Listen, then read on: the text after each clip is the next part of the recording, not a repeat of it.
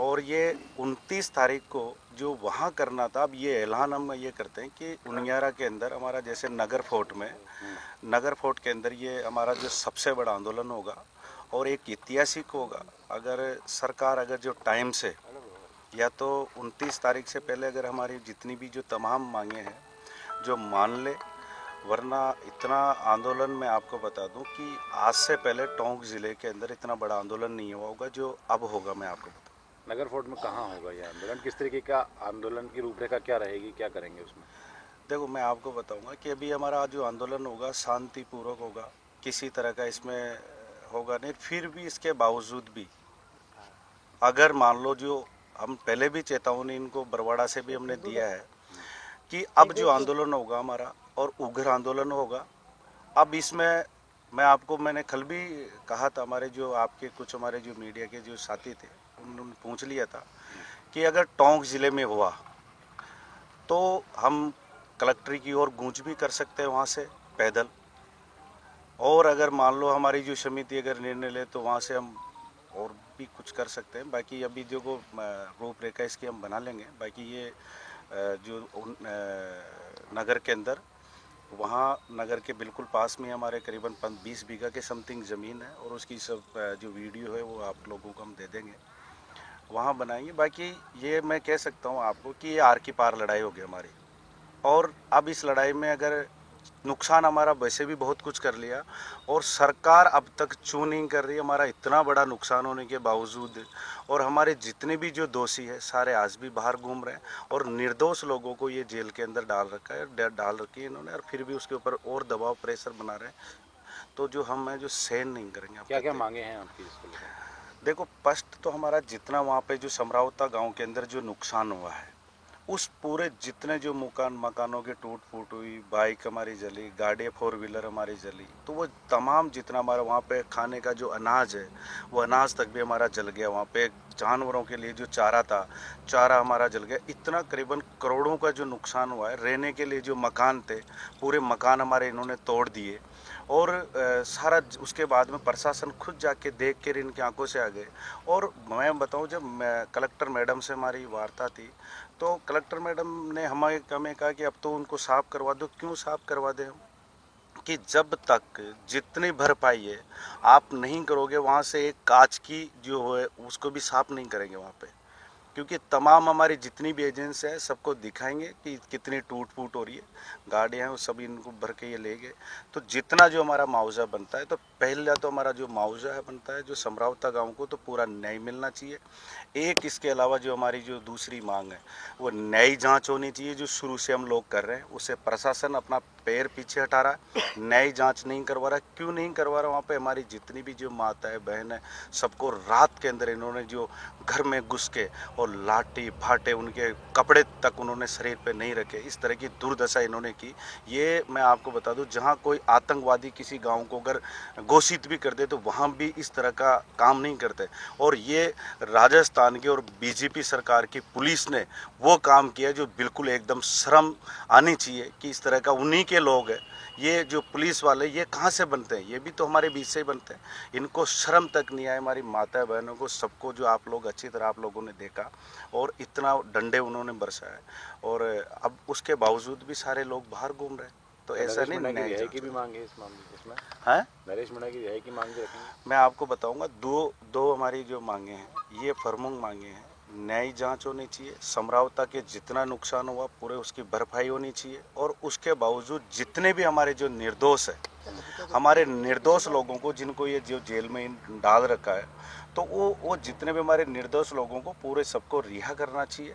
और उनके ऊपर जो झूठे जो मुकदमे जो इन्होंने लगाए, 307 जैसी धाराएं इन्होंने लगा दी, जबकि इस तरह के किसी के नहीं लगी। बाकी इन्होंने, क्योंकि पुलिस ने अपना काम कर दिया कि जितना इनको रगड़ के फांक दो, बिल्कुल उनकी इच्छा ही जो लगा दी। मैं आपको ये कहना चाहूँगा कि कानून सबके लिए बराबर होना चाहिए। मान लो उनके लगी इतने हमारे बच्चों के भी आज जेल के अंदर जो हमारे बच्चों का ये बाहर नहीं निकालने दे रहे उनको, ये हमारी जमानतों को खारिज करवा रहे हैं हमारे बच्चों की, क्योंकि किसी की टांग टूट रही, किसी का हाथ टूट रहे हैं, क्योंकि इनको पता है टाइम से निकाल देंगे तो फिर ये जाके मुकदमे दर्ज कराएंगे, जाके खिलाफ बोलेंगे, तो इनको डर लग रहा है, इसलिए किसी को बाहर नहीं आने दे रहे हैं। आज भी ये बिल्कुल इनकी जितनी भी जो ताकत है, प्रशासन और गवर्नमेंट जितनी भी ताकत है, पूरी ताकत लगा रखी है कि इनकी किसी भी तरह से इनकी जमानत नहीं हो। और मैं ये कहना चाहूँगा कि जमानत इनको ये क्या जमानत न्यायपालिका है, न्यायपालिका में हमें विश्वास है पूरा, जमानत तो हमारी होगी। बाकी अगर ये समय से अगर जो प्रशासन अगर अपने हरकत से अगर बाहर नहीं आया तो मैं आपको बता दूंगा जितना भी नुकसान अगर अब होगा उसका समस्त जिम्मेदार यही टोंक का जो प्रशासन है ये होगा, मैं आपको बता दूंगा। कितने लोगों का लक्ष्य रखा गया है 29 तारीख को? हमारा जो लक्ष्य है करीबन 2 लाख से भी ज़्यादा लोग आएंगे यहाँ पे, और मैं आपको बता दूं 2 से भी ज़्यादा लोग आएंगे और बाहर से लोग आएंगे, हमारा मध्य प्रदेश से जहाँ जहाँ भी पूरे राजस्थान से हर ज़िले के अंदर सर्वे समाज के लोग, सबकी डिमांड है और सब लोग एक बार इस धरती में आना चाह रहे हैं जहाँ पे इतना बड़ा जो कांड इन लोगों ने किया। ये 29 तारीख को प्रोग्राम होगा और जो प्रोग्राम वहाँ किया तो डेट हमारी वही है 29 ही है। बाकी जगह जो जयपुर, जो पहले संघर्ष समिति ने जयपुर रखा था, अब उसको सिर्फ यहाँ पे लोगों की जो मांग थी उस मांग को देखते हुए यहाँ पे देवली उनियारा में देखिए प्रहलाद गुंजल साहब तो खुल के सामने आए हैं जी। क्या और कोई भी नेता इसमें खुल के आपके साथ सामने आ रहा है उस दिन इस महापंचायत में आपकी? मैं आपको बताना चाहूँगा कि देखो प्रहलाद जी तो हमारे साथ में खुल के, और मैं तो ये कहना चाहूँगा जितना भी जो विपक्ष है, जैसे जो इन लोग इनको भाग लेना चाहिए, हमारा तो काम उनको कहना बताना। अब आए या नहीं आए तो उनकी मर्जी है, तो फिर भी इसमें बड़े लीडर शामिल होंगे और भी, और उनसे हमारी बात चल रही है। देखिए गांव में तो बहुत नेता आए हैं वहाँ पर, हाँ हाँ, लेकिन वो अगर शामिल नहीं हो रहे हैं तो ये कहीं ना कहीं प्रश्न चिन्ह है, वो फिर क्या करना है? नहीं, इस प्रोग्राम में शामिल होंगे। इस प्रोग्राम में जितने नेता जो गांव के अंदर आए हैं वो सारे नेता, तमाम नेता इस प्रोग्राम में शामिल होंगे और सभी की यहाँ पे इच्छा है और सबसे हमारी बात भी चल रही है। कौन कौन लोग हैं जिनसे आपकी बातचीत चल रही है, जो लोग आए? नहीं, हमारी जो बात चल रही है, हमारी उधर रोहत साहब से भी चल रही है, बेनीवाल जी से भी चल रही है हमारी बात, चंद्रशेखर जी से भी हम बात करेंगे, और इसके बाद में हमारे जो विजय बेसला जी है इनसे भी हम बात करेंगे। तो जितने भी जो लोग हैं हम सबसे बात करेंगे और सबको यहाँ पे इस प्रोग्राम में बुलाएंगे। कांग्रेस के बड़े नेताओं ने यहाँ पर आने से लिया है, उसको लेकर क्या कहेंगे? अगर कांग्रेस के नेताओं क्यों नहीं आ रहे हैं ये तो उनको समझना चाहिए, क्योंकि जब इतना बड़ा जो करते हो गया और फिर विपक्ष में जो कांग्रेस बैठी हुई है फिर भी मौन धारण करे हुए हैं, तो इसका मतलब कहीं ना कहीं मैं तो ये कहूँगा कि कांग्रेस और बीजेपी दोनों का एक छुपा छुपी का जो रास्ता है वो बना हुआ है इनका, कि ये गलत करे बीजेपी वाले तो कांग्रेस वाले नहीं बोलेंगे, और कांग्रेस वाले बोलेंगे तो बीजेपी वाले नहीं बोलेंगे। तो ये बिल्कुल साफ जाहिर है। और मैं आपको बताऊं इसका जो असर है ये 2028 में जब इनका जो पूरे राजस्थान, पूरा मैं कह रहा हूँ पूरा भारत देख रहा है, इस इतना बड़ा जो कांड हुआ है ये पूरा भारत देख रहा है कि कौन आदमी उनके बीच में गए। आज अगर मान लो मैं नेता हूँ और मैं जनता के बीच में नहीं जाऊंगा उनके दुख दर्द में, तो मैं किसका नेता हूँ? इसका मतलब मैं मेरी रोटियां सेक रहा हूँ। तो हम लोग आम आदमी हैं और आज हम नेता चुन के भेजते इनको, और फिर भी अगर ये हमारे टाइम से संभाल नहीं पहुंच रहे तो ये खाई को नेता? इसका मतलब ये सब भ्रष्ट है और इन्हीं का कराया हुआ प्रशासन के ऊपर इनकी सियासत, जितने भी जो नेता कहीं ना कहीं इनका हाथ है।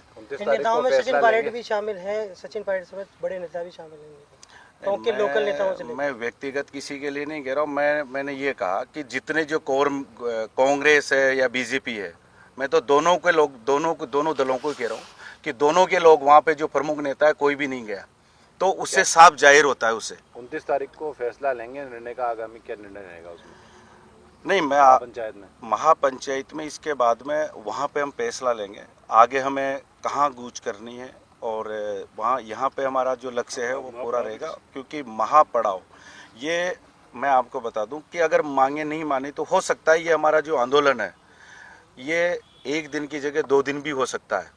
इसमें अभी कई सारी रूपरेखाएं अब तय होगी इसके अंदर, मैं आपको बता दूं। और ये फाइनल है कि जब तक सरकार, अब अगर हमारी जितनी जो तमाम मांगे नहीं मानेगी हम चुप बैठने वालों में से नहीं है, क्योंकि नुकसान हमारा पहले भी हो चुका और फिर नुकसान कर देंगे, चाहे हमारे को जेल भर दे ये, क्योंकि इतने लोग आएंगे कि जेल इनके हमारे लिए यूँ मान लो छोटी पड़ जाएगी इनके पास में रखने के लिए जगह, क्योंकि लोग इंतज़ार कर रहे हैं उस घड़ी और उस टाइम का। मैं आपको बता दूं